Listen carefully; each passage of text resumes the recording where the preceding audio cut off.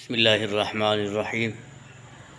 ایک دن حضرت حبیب اجمی رحمۃ اللہ تعالیٰ علیہ کی زوجہ محترمہ نے آٹا گوندھا اور پھر آگ لینے کے لیے پڑوس چلی گئی۔ جب واپس آئی تو آٹا نہیں تھا۔ اپنے سرتاج حضرت حبیب اجمی رحمۃ اللہ تعالیٰ علیہ سے پوچھا کہ آٹا کہاں گیا؟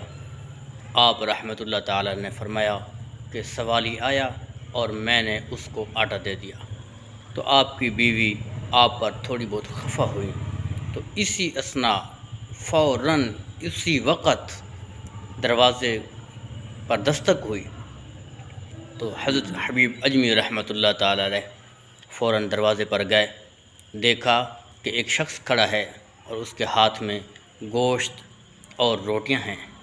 آپ رحمۃ اللہ تعالیٰ نے وہ لے لیا اور گھر واپس آ کر اپنی بیوی کو فرمایا، دیکھو کہ ہماری نیکی کا اجر اللہ رب العزت نے فوراً عطا فرمایا ہے۔